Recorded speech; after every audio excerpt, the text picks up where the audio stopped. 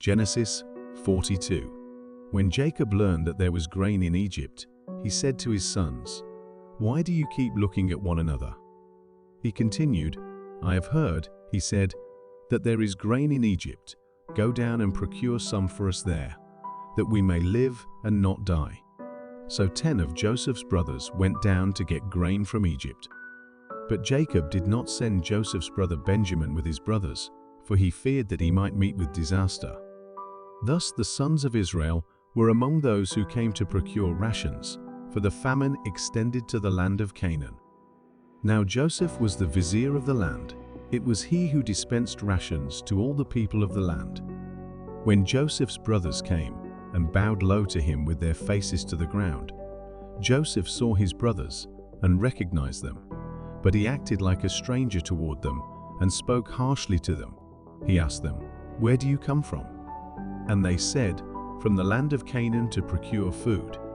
Now Joseph recognized his brothers, but they did not recognize him. Joseph also remembered the dreams that he had dreamed about them. He said to them, "You are spies. You have come to see the land in its nakedness." "No, my lord," they replied. "Your servants have come to procure food. We are all of us sons of the same man. We are honest men. Your servants have never been spies." "No," he told them, "you have come to see the land in its nakedness." "We, your servants," they said, "were 12 brothers, sons of a certain man in the land of Canaan. The youngest, however, is now with our father, and another is gone. The one," he said to them, "who was with you, he is the one who was lost now. As I said, you are spies. By this you shall be put to the test. Unless your youngest brother comes here, by Pharaoh, you shall not depart from this place. Let one of you go and bring your brother, while the rest of you remain confined, that your words may be put to the test as to whether there is truth in you. Else by Pharaoh you are nothing but spies." So he confined them in the guardhouse for 3 days. Psalm 50, a psalm of Asaph. God the Lord has spoken and summoned the earth.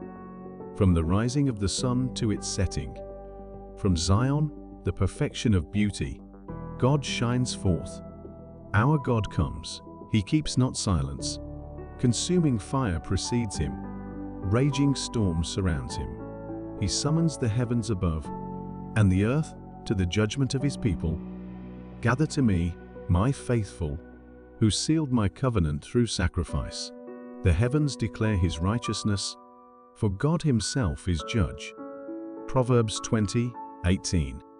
Prepare plans by consultation, and make war by wise guidance. Matthew 21:1-11. When they had approached Jerusalem and had come to Bethphage at the Mount of Olives, then Jesus sent 2 disciples, saying to them, "Go into the village opposite you, and immediately you will find a donkey tied there and a colt with her. Untie them and bring them to me. If anyone says anything to you, you shall say, 'The Lord has need of them,' and immediately he will send them." This took place to fulfill what was spoken through the prophet. "Say to the daughter of Zion, Behold, your king is coming to you, gentle and mounted on a donkey, even on a colt, the foal of a beast of burden."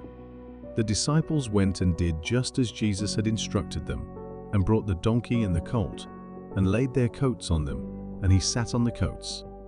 Most of the crowd spread their coats in the road, and others were cutting branches from the trees and spreading them in the road.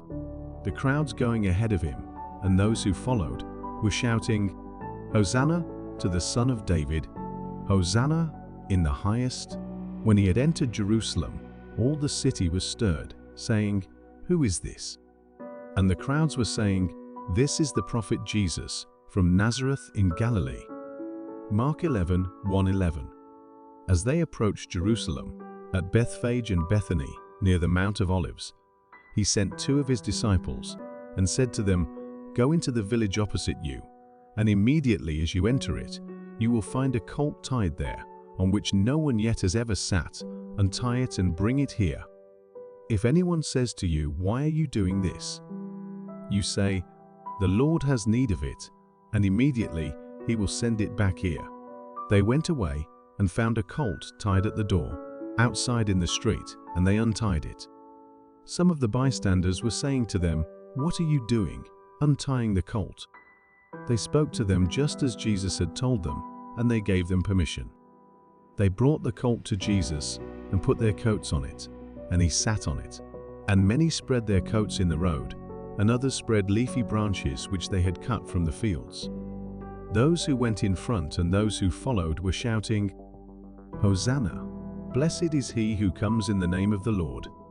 Blessed is the coming kingdom of our father David. Hosanna in the highest."